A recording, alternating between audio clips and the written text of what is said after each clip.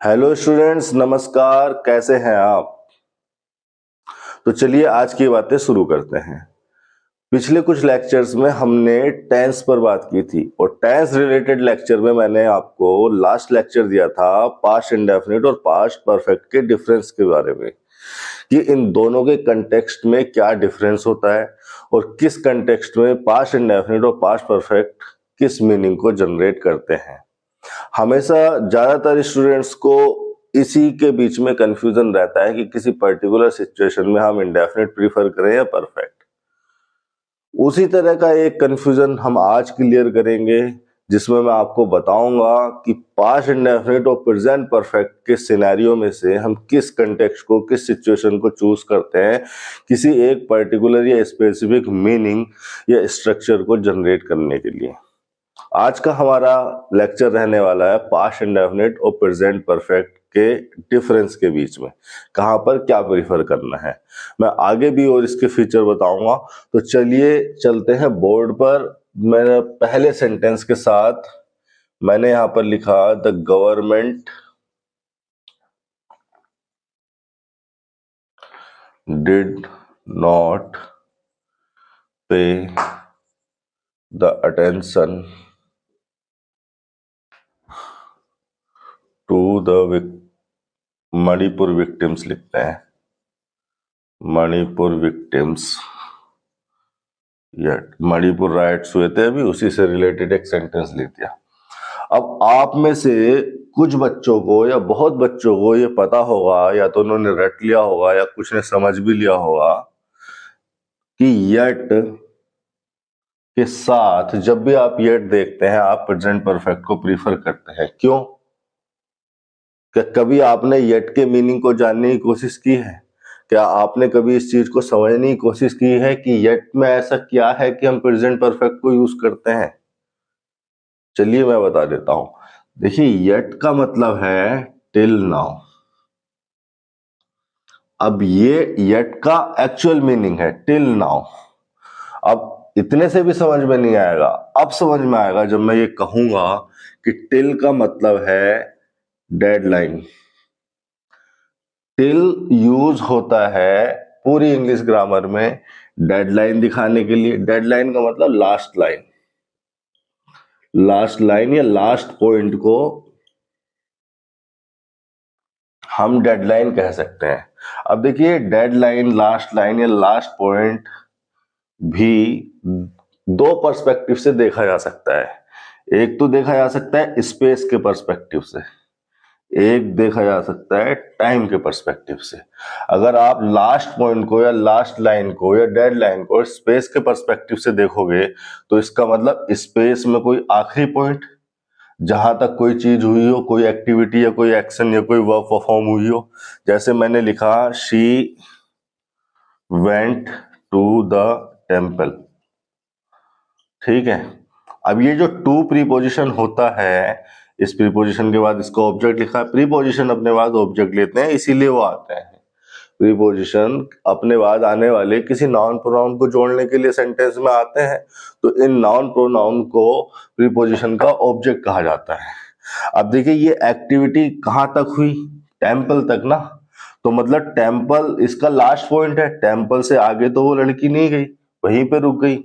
वो यहां से, हो सकता है उसने मूवमेंट यहां से स्टार्ट की हो सकता है यहां से स्टार्ट की हो सकता है यहां से स्टार्ट की हो, लेकिन हुई मूवमेंट यहीं तक उसकी, यानी कि ये उसका लास्ट पॉइंट था। इस वजह से हम कह सकते हैं कि जो टू प्रीपोजिशन है ये डेस्टिनी, इसके बाद जो भी वर्ड लिखा होता है, जो भी नाउन लिखा होता है, वो डेस्टिनी को जोड़ने के लिए, ये इसकी डेस्टिनी, डेस्टिनी का मतलब भी आखिरी पॉइंट, ठीक है, लास्ट पॉइंट को जोड़ने के लिए लिखा होता है। इसी तरह से हम स्पेस में किसी चीज का टाइम देख सकते हैं। हम ये कह सकते हैं कि शी वॉक्ड या प्लेड टिल 5 PM। ठीक है। अब ये देखें, इस स्पेस में अगर हमें डेडलाइन दिखानी है, लास्ट पॉइंट को जोड़ना है, तो हमने टू का यूज किया। टू प्रीपोजिशन का, लेकिन टिल यहाँ पर प्रीपोजिशन की तरह काम कर रहा है और यहाँ पर टिल इस 5 PM को जोड़ रहा है। इसका मतलब यहाँ पर टिल ये बता रहा है कि एक्टिविटी इस लास्ट पॉइंट तक हुई। तो इस तरह से टिल इस डेडलाइन को, इस लास्ट पॉइंट को या लास्ट लाइन को दिखाता है या जोड़ता है सेंटेंस में। इतनी बात अगर आपको समझ में आ गई है तो अब चलिए टिल नाउ के मीनिंग पे। नाउ का मतलब क्या है? अगर मैं यहां पर एक टाइमलाइन ड्रॉ कर दूं, मान लेते हैं हमारी टाइमलाइन है, नाउ का मतलब है वो पॉइंट जब मैंने इस सेंटेंस को रिपोर्ट किया। ठीक है, ये कंसीडर कर लेते हैं कि 5:25 पे मेरी घड़ी के हिसाब से 00 सेकेंड पे मैंने इस सेंटेंस को, इस एक्शन को, इस वर्ब को रिपोर्ट किया। तो ये हो गया मेरा रिपोर्ट टाइम, इसी को मैं रिपोर्ट टाइम कहता हूं। और बाय डिफॉल्ट यही एक टाइम है जो प्रेजेंट का टाइम है, यही प्रेजेंट का टाइम है, हम इसे ही नाउ कह सकते हैं। अब कहा यह जा रहा है कि कोई एक्टिविटी इस टाइम तक हुई, टिल नाउ, यानी कि वो एक्टिविटी हो सकता है स्टार्ट यहां हुई हो सकता है वो यहां स्टार्ट हुई हो सकता है वो यहां स्टार्ट हुई हो, यहां स्टार्ट हुई, चली चलती रही, लेकिन इस पॉइंट तक हुई। यानी कि वो एक्टिविटी सिर्फ, या वो एक्शन, या वो वर्ब, या जो भी है, वो यहीं तक हुई, इसके आगे वो नहीं हुई। जब यहीं तक हुई तो ये उसका लास्ट पॉइंट है, डेडलाइन है। अगर ये उसका लास्ट पॉइंट है, डेडलाइन है, तो यहां पर वो कंप्लीट हो गई। भाई जब इसके आगे नहीं हुई तो यहां पर उसका कंप्लीशन कंसीडर किया जा सकता है। और कंप्लीशन हुआ कहां है? प्रेजेंट के टाइम पे, नाउ पे। और अगर प्रेजेंट के पॉइंट पे कंप्लीशन हुआ है तब तो हमें प्रेजेंट परफेक्ट यूज करना चाहिए ना। तो हम यहां पर लगाएंगे पेड। एक्चुअली में मैं आपको क्लियर कर दूं, अभी पहले ही सेंटेंस में मैं आपको ये बता दूं कि जो प्रेजेंट परफेक्ट होता है वो पास्ट प्लस प्रेजेंट का एक्शन होता है, या पास्ट प्लस प्रेजेंट की वर्ब को रिप्रेजेंट करता है। कैसे? भाई देखो, एक्शन का या वर्ब का कंप्लीशन यहां पर हुआ है प्रेजेंट पर, लेकिन वो पूरी वर्ब, पूरी एक्शन स्टार्ट भी पास्ट में हुई, चली भी पास्ट में, प्रोसेस पास्ट में तो रही उसकी, लेकिन कब सिर्फ कंप्लीशन यहां प्रेजेंट पे है। चूंकि हमारा फोकस केवल और केवल कंप्लीशन पे है, इसलिए हम प्रेजेंट परफेक्ट में बनाते हैं। अगर हमारा फोकस इसके इस ड्यूरेशन पे चले जाता, इसके गोइंग ऑन होने पे चला जाता, तो हम पास्ट कंटिन्यूअस में भी बना सकते थे। लेकिन यट लगा के हमने ये क्लियर कर दिया, ये डेफिनेट कर दिया कि हमारा फोकस अब सिर्फ इस प्रेजेंट के पॉइंट पे होने वाले कंप्लीशन पे है। इसलिए हमने सिर्फ इस कंप्लीशन तक ही अपने टेंस को सीमित रखा और प्रेजेंट परफेक्ट लगाया। लेकिन प्रेजेंट परफेक्ट में, यानी कि प्रेजेंट में कंप्लीट होने वाला एक्शन पास्ट का भी तो है। तो ये कहा जा सकता है कि पास्ट प्लस प्रेजेंट के एक्शन को रिप्रेजेंट करती है। ऐसी कंटेक्स्ट, ऐसी सिचुएशन के बारे में बात कर रहा हूं मैं। पास्ट में एक्शन स्टार्ट हुआ, चला भी पास्ट में, सिर्फ कंप्लीशन यहां प्रेजेंट के पॉइंट पे है। ऐसी सिचुएशन को, ऐसे कंटेक्स्ट को समझते हैं हम प्रेजेंट परफेक्ट के पर्सपेक्टिव से। ठीक है, तो प्रेजेंट परफेक्ट का मतलब है प्रेजेंट में हुआ कंप्लीशन। उसी को दिखाने के लिए हमें यहां पर यट लगाई गई है। और ऐसे बहुत सारे वर्ड हैं। सो फार एक ऐसा ही वर्ड है, रिसेंटली ऐसा ही वर्ड है, बाय नाउ ऐसा ही वर्ड है, ऑफ लेट ऐसा ही वर्ड है, और just now, so far, recently, by now, of late, ये ऐसे ही वर्ड हैं जो ये बताते हैं कि ये जो कंप्लीशन वाली एक्टिविटी है ये इस प्रेजेंट के पॉइंट पे हो रही है। ठीक है, और क्या हो सकता था? Just now, by now, just भी आ जाता है, एक्शन से पहले जस्ट लिख देता है एम्फेसाइज करने के लिए कि अभी का जो पॉइंट है, जो रिसेंट पॉइंट है, उसी पे कुछ खत्म हुआ है, कंप्लीट हुआ है। इस तरह के और भी हो सकते हैं। इस तरह के एडवर्ब लगा के चलता है वो, ये बताने के लिए कि ये एक्शन या वर्ब का कंप्लीशन इस प्रेजेंट के पॉइंट पर हो रहा है। तो अगर आप ऐसी कुछ देख लें तो आप इनका मीनिंग तो आप समझ ही गए हैं। सबका लगभग एक ही ऐसा सो फार का मीनिंग यही है। सो फार मतलब यहां तक चीजें हुई, ठीक है। बाई नाउ में तो नाउ आ गया। रिसेंटली का मतलब भी ये प्रेजेंट से ही है, यानी कि जब उसने बोला स्टेट यहां पर किया, जहां पर उसने स्टेट किया है, रिपोर्ट किया, वही उसका प्रेजेंट का टाइम था। तो रिसेंट में कोई चीज फिनिश हुई तो उसको कह देता है रिसेंटली। ऑफ लेट, ये ऑफ लेट का मतलब, ऑफ लेट का मतलब आप डिक्शनरी में डाल के देखेंगे तो रिसेंटली ही होता है। तो इस तरह के अगर आप एडवर्ब देख लेते हैं तो आप ये समझ जाएं कि हमें प्रेजेंट परफेक्ट यूज करना है। क्यों यूज करना है ये भी जानना जरूरी था, मैंने आपको बता दिया। अब चलते हैं हमारे अगले एग्जाम्पल पर। एक सेंटेंस मैंने लिखा, she is happy because she scored good marks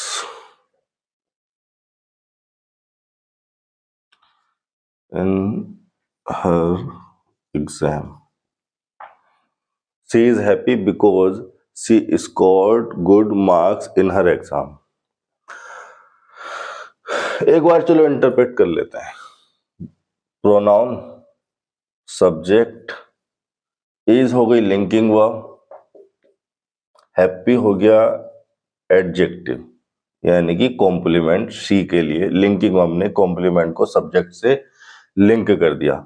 because एक कंजंक्शन है, बिकॉज एक कंजंक्शन है और ये कंजंक्शन यूज होता है कोज या रीजन को बताने के लिए।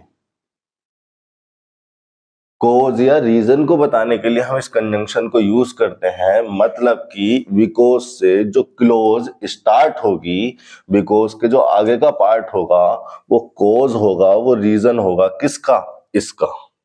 ये जो मेन क्लोज लिखी है इसको मेन क्लोज कहते हैं, इसको कहते हैं सबऑर्डिनेट क्लोज। सबऑर्डिनेट क्लोज क्या होती है, सबऑर्डिनेट कंजंक्शन क्या होते हैं, कंजंक्शन चैप्टर में इसमें डिटेल पे बात होगी। फिलहाल आप इतना समझिए कि ये जो बिकॉज है ये एक कंजंक्शन है और ये जिस क्लोज के साथ जुड़ा रहेगा या जो क्लोज इससे स्टार्ट होगी वो क्लोज रीजन होगी या कोज होगा किसी दूसरी बात का, किसी दूसरी चीज का, किसी दूसरे फिनोमिना का। और दूसरा फिनोमिना कहाँ लिखा है, मेन क्लोज में, ठीक है।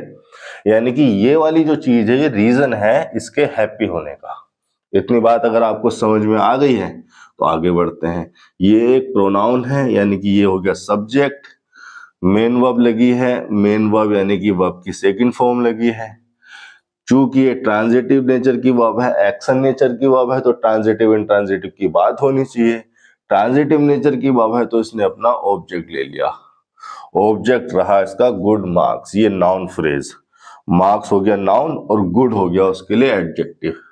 एडजेक्टिव ने इस नाउन को मॉडिफाई कर दिया।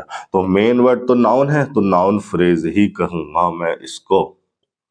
इन प्रीपोजिशन लगा, प्रीपोजिशन का अपना ऑब्जेक्ट हो गया, ये नाउन और ये हो गया डिटरमिनर, फिर से एक नाउन फ्रेज। इतनी बात होगी आपकी बेसिक चीज है कि आपने इसको ये पता लगाने के लिए कि सेंटेंस की स्ट्रक्चर क्या है, किस तरह से लिखी है, कौन सा वर्ड किस फंक्शन में है, किस पार्ट ऑफ स्पीच में है। अब आप मेरी जरा एक बात समझिए कि अगर ये वाला जो क्लोज लिखा है she scored good marks in her exam, ये कोज है या रीजन है इसका, तो ये क्या हुआ, इफेक्ट। भाई ये इसका इफेक्ट या रिजल्ट ही तो हुआ। पहले ये होगा तभी तो ये हुआ। भाई ये हुआ तो इसका, ये अगर रीजन है कोज है तो इसका इफेक्ट या रिजल्ट ही तो लिखा है ये। तो रिजल्ट तो किसी चीज का तभी आता है ना जब कोई चीज कंप्लीट मानी जाती है। कोई चीज जब कंप्लीट हो जाती है तभी उसका रिजल्ट माना जाता है। और रिजल्ट है प्रेजेंट में। रिजल्ट अगर आपने प्रेजेंट में दिया है तो इसका मतलब ये जो आपकी एक्टिविटी है इसका कंप्लीशन भी प्रेजेंट में होगा। मतलब कि स्कोर्ड वाली एक्टिविटी ये आपका प्रेजेंट है। मान लेते हैं कि 5:40 पे ये आपका प्रेजेंट है, यानी कि प्रेजेंट का एक पॉइंट है, यही आपका रिपोर्ट टाइम है। इसी टाइम आपने इस सेंटेंस को कहा, यही आपका रिपोर्ट टाइम है। अब इस पॉइंट पे आपने नोटिस किया और नोटिस करते ही कह दिया सी इज हैप्पी, यानी कि इस पॉइंट पे आपने क्या कहा, सी इज हैप्पी, यानी कि ये जो इफेक्ट है, ये जो रिजल्ट है, ये इस पॉइंट पे है। अब ये रिजल्ट आपने इस पॉइंट पे, प्रेजेंट पॉइंट पे बताया कि ये प्रेजेंट पॉइंट पर हैप्पी है, तो इसका जो कंप्लीशन माना जाएगा, ये जिस चीज की वजह से जो कोज है, इसका जो रीजन है, उसका जो कंप्लीशन माना जाएगा वो इसी पॉइंट पर माना जाएगा। अब हो सकता है कि ये स्कोर करने वाली एक्टिविटी कहीं पास्ट में स्टार्ट हुई हो सकता है यहाँ स्टार्ट हुई हो सकता है कुछ देर के लिए चली भी हो, लेकिन इसका कंप्लीशन यहीं पे माना जाएगा क्योंकि इसका रिजल्ट प्रेजेंट में है। तो अगर रिजल्ट प्रेजेंट में है तो कंप्लीशन भी प्रेजेंट में कंसीडर किया जाएगा। अगर कंप्लीशन इस तरह से है तो आप क्या लगाओगे, आप स्कोर्ड वर्ब की सेकंड फॉर्म नहीं लगा सकते, ये तो आपने पास्ट इंडेफिनिट यूज कर रखा है। अब आपको लगाना पड़ेगा हैज स्कोर्ड। प्रेजेंट में कंप्लीशन आपको शो करना पड़ेगा, दिखाना पड़ेगा। तो कहने का मतलब है कि अगर इफेक्ट या रिजल्ट किसी चीज का प्रेजेंट में है तो उसका कंप्लीशन भी प्रेजेंट में ही होगा। तो कंप्लीशन अगर प्रेजेंट में हो गया तो प्रेजेंट परफेक्ट होगा। देखिए मैं फिर से आपको ध्यान दिला दूं कि प्रेजेंट परफेक्ट में जो कंप्लीशन होता है, ये जिस वर्ब को, जिस एक्शन को हम प्रेजेंट परफेक्ट के द्वारा दर्शाते हैं, उसका कंप्लीशन सिर्फ प्रेजेंट में होता है, लेकिन वो पूरा का पूरा एक्शन ही पास्ट का होता है। चूंकि हमारा फोकस केवल इस कंप्लीशन पे है तो हम उसको प्रेजेंट परफेक्ट से व्यक्त करते हैं। ये कहा जा सकता है कि इस तरह के एक्शन पास्ट प्लस प्रेजेंट का सिनेरियो होते हैं, या यूं कहा जा सकता है कि कोई भी ऐसा एक्शन जो हुआ तो पूरा पास्ट में हो, स्टार्ट भी हुआ हो, चला भी पास्ट में हो, लेकिन उसको अगर प्रेजेंट से रिलेट किया जाए, अगर उसका इफेक्ट या रिजल्ट प्रेजेंट से रिलेट किया जाए, एक्शन पूरा पास्ट का है, स्टार्ट भी पास्ट में हुआ, चला भी पास्ट में, एक्शन चला भी पास्ट में, स्टार्ट भी पास्ट में हुआ, चला भी पास्ट में, केवल उसके इफेक्ट को या रिजल्ट को या उसके कंप्लीशन को प्रेजेंट से रिलेट कर रहे हैं। अगर इस तरह के हमारे पास सिनेरियो है, इस तरह का हमारे पास कंटेक्स्ट है कि एक्शन पूरा पास्ट का है, केवल उसका इफेक्ट, रिजल्ट या उसका कंप्लीशन हम प्रेजेंट से रिलेट कर रहे हैं, तो वहां पर हम प्रेजेंट परफेक्ट को लगाकर चलते हैं। ठीक है, चलते हैं हमारे अगले एग्जाम्पल। ये सेंटेंस में लिख रहा हूं और ये सेंटेंस में लिख रहा हूं, we received no assistance from any government. ऐसे होते हैं सेंटेंस एग्जाम में बड़े बड़े, लेकिन कॉन्सेप्ट कोई छोटा सा लग रहा होगा। वो किसी बड़े पहाड़ के नीचे चूहे को दबा देते हैं, छाटो। We received no assistance from any government in the last year. ये सेंटेंस मैंने लिखा। एक सेंटेंस इसी से मिलता जुलता मैं लिख दे रहा हूं, we received no compensation from any party last year. दोनों ही सेंटेंस पढ़ लो ध्यान से, जरा देख लो क्या है। देखो दोनों ही सेंटेंस एक दूसरे के जैसे हैं, सिमिलर हैं, एक दूसरे से मिलते जुलते हैं।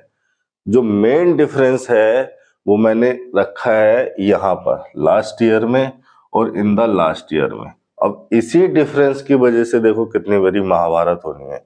देखो जैसे मैंने कहा लास्ट ईयर, अगर मैं कहता हूं लास्ट ईयर तो इसका मतलब क्या है, लास्ट ईयर का मतलब क्या है, अभी कौन सा ईयर चल रहा है, 2023। तो लास्ट ईयर का मतलब है 2022 का कैलेंडर ईयर।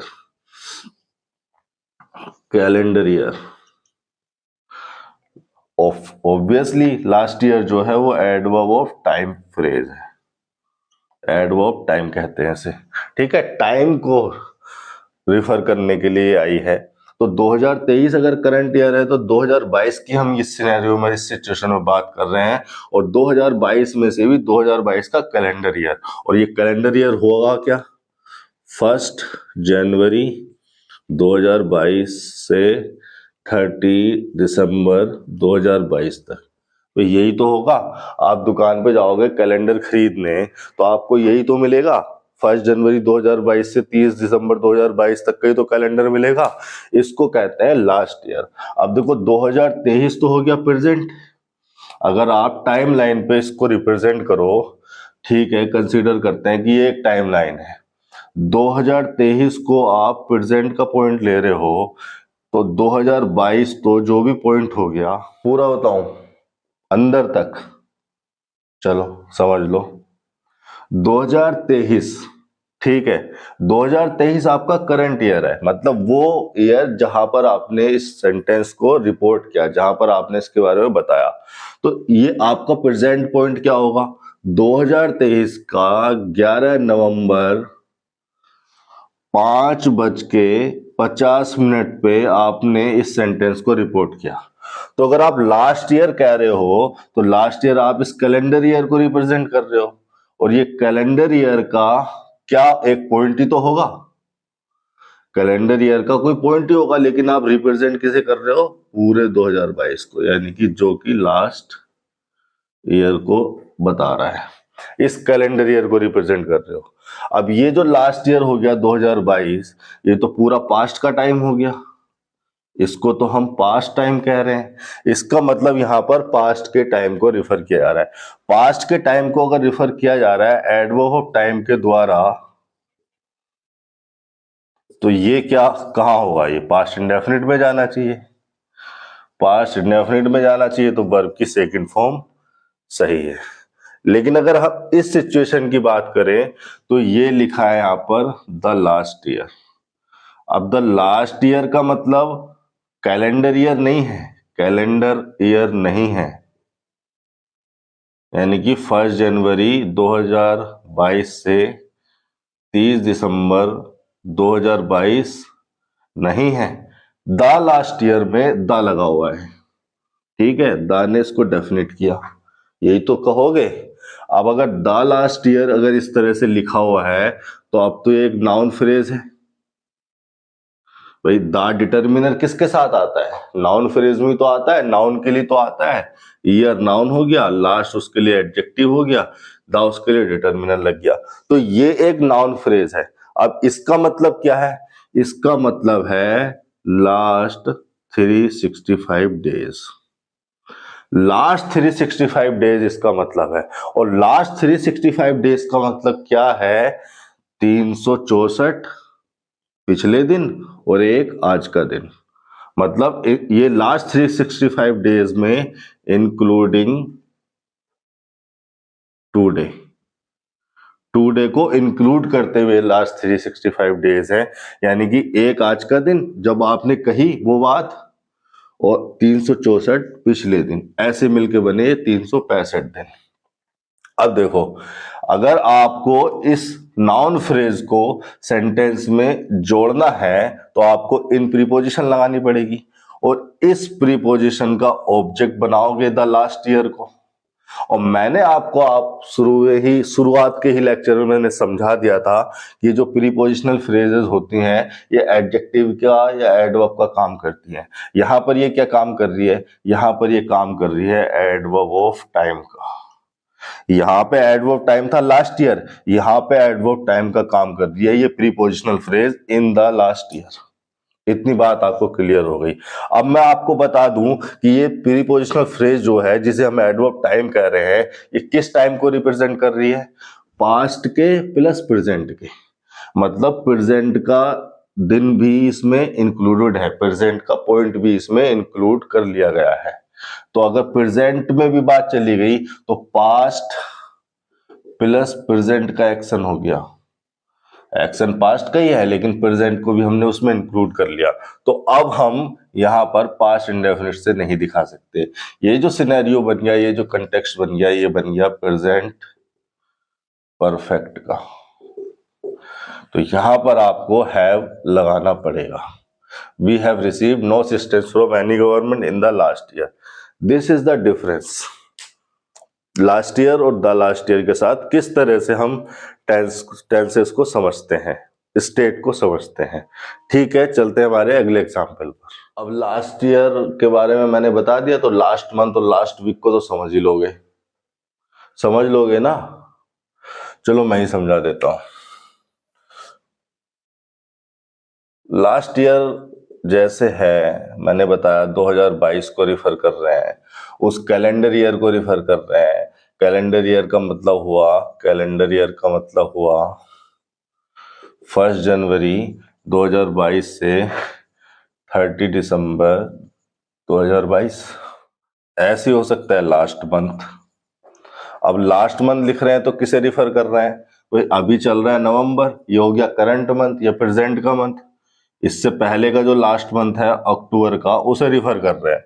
और अक्टूबर के लास्ट मंथ का मतलब है 1 अक्टूबर टू 31 अक्टूबर। ठीक है, यही तो मतलब है 2023 में। ये हो गया लास्ट मंथ का मतलब। लेकिन अगर मैं लिख दूं द लास्ट मंथ, तो ये अब एडवर्ब टाइम फ्रेज नहीं रही, ये एडवर्ब टाइम थी, ये एडवर्ब टाइम थी, ये हो गई अब नाउन फ्रेज। भैया द आर्टिकल नाउन के साथ ही तो लगाते हो आप, समझ क्यों नहीं रहे हो बात को? आप द आर्टिकल नाउन के साथ लगाते हो। एच छूट गया देखो आपके चक्कर में। आप द आर्टिकल नाउन के साथ लगाते हो। लास्ट यहां पर एडजेक्टिव हो सकता है इसके लिए, एडजेक्टिव या डिटरमिनर कुछ भी कह लो। सिमिलर सिमिलर फंक्शन होते हैं डिटरमिनर के, एडजेक्टिव के। मोसेरे मोसेरे भाई कहे जाते हैं। चलो, द लास्ट मंथ का मतलब क्या हो गया? द लास्ट मंथ का मतलब हो गया लास्ट 30 डेज। भैया 30 डेज को भी तो एक मंथ कंसीडर करके चलते हैं हम। जब 7 दिन पूरे कंप्लीट हो जाते हैं, कोई हमसे पैसे मांगने आता है उधार के, या चलो ठीक है आप किसी के पास पैसे मांगने जाते हो उधार के, तो वो क्या कहता है? 1 हफ्ते में दे दूंगा। 1 हफ्ते में दे दूंगा का मतलब आज से लगा के आने वाले, जो आज का लगा के जो 7 दिन है, ठीक है, इसी 1 हफ्ते को तो 1 सप्ताह को, 1 वीक को तो रिफर करता है वो। तो इस क्वांटिटी को या इस नंबर को भी हम लास्ट मंथ या लास्ट वीक से रिफर करते हैं। तो यहां पर द लास्ट मंथ का मतलब क्या हो गया? Last 30 days. अब लास्ट 30 डेज में एक तो आज का दिन इंक्लूड हो गया, 29 पिछले दिन इंक्लूड हो गए, तो 29 तो पास्ट के हो गए, एक ये प्रेजेंट वाला भी आ गया। तो पास्ट प्लस प्रेजेंट को रिफर करने के लिए आप क्या लगाओगे? Present perfect. ऐसे ही लास्ट वीक के साथ हो सकता है, लास्ट वीक के साथ मैंने समझा दिया। ऐसे ही नेक्स्ट के साथ हो सकता है, भाई नेक्स्ट वीक और द नेक्स्ट वीक में डिफरेंस हो सकता है। ठीक है, ऐसे ही नेक्स्ट ईयर और द नेक्स्ट ईयर में डिफरेंस हो सकता है। तो इनके हिसाब से आप अपने सिचुएशन को, आप अपनी थॉट्स को समझ लें, थॉट्स को चेंज कर ले और सिचुएशन को समझ लें। गड़बड़ हो जाती है आपके चक्कर में। देखो मैंने एक सेंटेंस लिखा, she was infamous through out her life time. Through out का मतलब ड्यूरिंग, प्रीपोजिशन है। बाकी सेंटेंस भी इंटरप्रेट कर देता हूं, चलो जब इतना कर ही दिया है तो। लिंकिंग वर्ब, ये एडजेक्टिव। भैया लिंकिंग वर्ब के साथ उसका कॉम्प्लीमेंट आता है, और कॉम्प्लीमेंट होता किसका है? वो सब्जेक्ट का होता है। कॉम्प्लीमेंट नाउन, प्रोनाउन, एडजेक्टिव हो सकते हैं, एडवर्ब मैनर नहीं हो सकते, अदर एडवर्ब हो सकते हैं, प्रीपोजिशनल फ्रेज हो सकती हैं। ये मैं आपको वर्ब चैप्टर में बता चुका हूं, रिवीजन कर लेना अपना। थ्रू आउट प्रीपोजिशन है, ड्यूरिंग का वही एक सेम मीनिंग है लगभग लगभग। उसके बाद आएगा उसका ऑब्जेक्ट। हर लाइफ टाइम नाउन हो गया, ये डिटर्मिनर हो गया। लेकिन प्रीपोजिशनल फ्रेज का कोई फंक्शन होगा। सेंटेंस के स्ट्रक्चर में लिखे हुए किसी भी वर्ड का, किसी भी फ्रेज का, किसी भी क्लॉज का एक फंक्शन होता है हमेशा ही, यूनिवर्सल बात है। अब जो फंक्शन होता है उसका, उसी फंक्शन के आधार पर उसका पार्ट ऑफ स्पीच तय होता है। तो इसका एक फंक्शन है। क्या फंक्शन है इसका फंक्शन है, ये टाइम बता रही है, तो इसका पार्ट ऑफ स्पीच हुआ एडवर्ब ऑफ टाइम का। और एडवर्ब को कह रहे हैं, इसको एडजेक्टिव ऑफ टाइम क्यों नहीं कह रहे, नाउन ऑफ टाइम क्यों नहीं कह रहे? क्योंकि एडवर्ब इसलिए कह रहे हैं क्योंकि टाइम बता रही है। तो किसका टाइम बता रही है? वर्ब का ही तो टाइम बता रही है। अब वर्ब का टाइम बता रही है तो इसलिए एडवर्ब कह रहे हैं। और टाइम बता रही है तो उसको टाइम से बात रिलेट कर रहे हैं, एडवर्ब टाइम को। सिंपल चीजें हैं। एक सेंटेंस मैंने लिखा यहां पर, सी वाज इनफेमस, नोटी लिख देता हूं, नोटी ड्यूरिंग या थ्रू आउट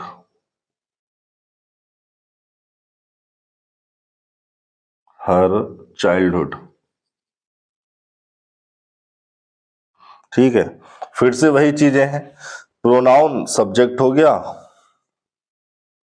ये लिंकिंग वर्ब हो गई, नोटी एडजेक्टिव हो गया, कॉम्प्लीमेंट बन रहा है शी के लिए, प्रीपोजिशन लग गई और प्रीपोजिशन के बाद उसका ऑब्जेक्ट आ गया। ठीक है, चाइल्डहुड नाउन हो गया और ये हो गया डिटर्मिनर। इतनी बात क्लियर हो गई तो अब चलते हैं हमारे इस सेंटेंस के कॉन्सेप्ट पर कि मैं कहना क्या चाह रहा हूं। ये तो पुरानी बातें हो गई। देखो, मैंने एक स्टूडेंट को अपने बताया कि थ्रू आउट हर लाइफ टाइम है, अगर ड्यूरिंग हर लाइफ टाइम चल रही है तो लाइफ टाइम तो अभी भी चल रही है, लाइफ तो अभी भी चल रही है। मतलब ये अगर लड़की है तो वो अगर अभी जिंदा है, या यूं कहिए कि ये जो दोनों सेंटेंस है ये कंटेक्स्ट पे डिपेंड करते हैं। कंटेक्स्ट पे डिपेंड करने से मतलब है कि अगर मैं किसी एक ऐसी लड़की की बात कर रहा हूं, ऐसी लड़की की बात कर रहा हूं जो कि 30 साल की है, अगर मैं 30 साल की लड़की की या महिला की बात कर रहा हूं, शी से मैं 30 साल की महिला को रिफर कर रहा हूं, तो लाइफ तो उसकी अभी भी चल रही है, तो लाइफ तो अभी खत्म नहीं हुई है, यानी कि लाइफ अभी भी चल रही है। लेकिन जो पिछली है 30 साल से पहले की जो लाइफ है, वो भी, उसको भी तो लाइफ टाइम ही कहोगे। तो ये हो गया पास्ट प्लस प्रेजेंट का सिनेरियो। ठीक है, लाइफ टाइम से हम क्या बता रहे हैं? पिछला सारा टाइम और अभी का टाइम, वही तो आ गया लाइफ टाइम में। तो 30 साल की महिला के लिए थ्रू आउट हर लाइफ टाइम जो है वो पास्ट प्लस प्रेजेंट के टाइम को रिफर कर रहा है। और अगर पास्ट प्लस प्रेजेंट के टाइम को रिफर कर रहा है तो इसको पास्ट में नहीं बनाना चाहिए, इसको बनाना चाहिए प्रेजेंट परफेक्ट में। और चूंकि ये बी की फॉर्म है, बी यहाँ पे मेन वर्ब है, तो ये हो जाना चाहिए हैज बीन। यही तो होना चाहिए, बी यहाँ पर मेन वर्ब है और इस मेन वर्ब को वर्ब की थर्ड फॉर्म में ले गए, परफेक्ट बनाने के लिए हेल्पिंग वर्ब लगाई हैज। और इसी 30 साल की महिला के लिए अगर मैं ये सेंटेंस लिख रहा हूं तो जिस पॉइंट पर मैं कह रहा हूं, प्रेजेंट के पॉइंट पर, मान लो इस पॉइंट पर कह रहा हूं, कोई भी समय अपने हिसाब से निर्धारित कर लो, इस समय पर अगर मैं ये सेंटेंस कह रहा हूं तो चाइल्डहुड से तो मैं उसके पास्ट को रिफर कर रहा हूं, तो यही तो होगा उसका चाइल्डहुड, पास्ट का टाइम हुआ।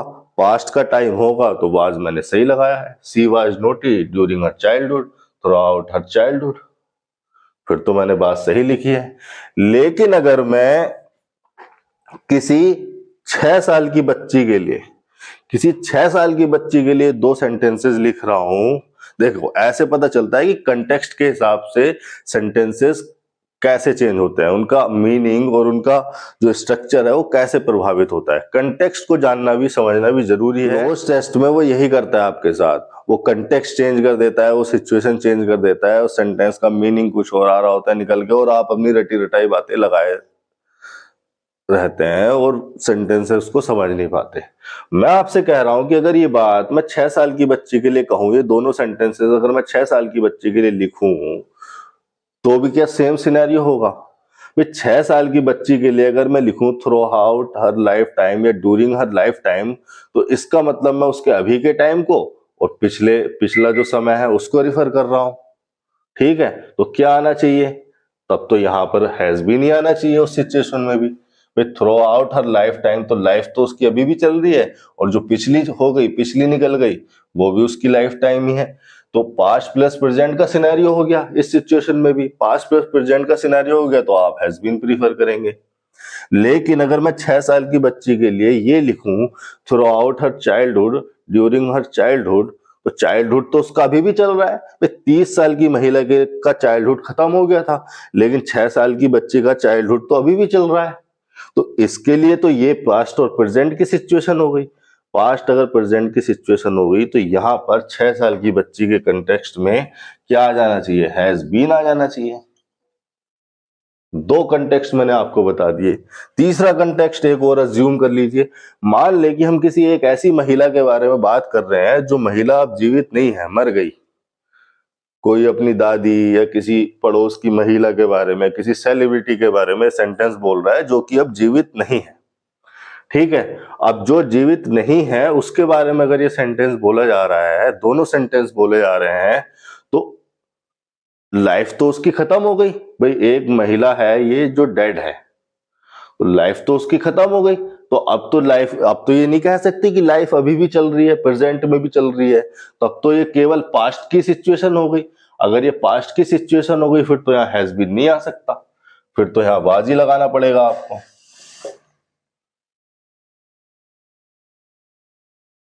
और इस सिचुएशन में भी ये भी चाइल्डहुड, अगर उसके लिए चाइल्डहुड भी रिफर करें, कोई महिला अगर डेड है तो उसका चाइल्डहुड भी पास्ट का ही होगा, तो उस सिचुएशन में यहाँ वाज ही होना चाहिए।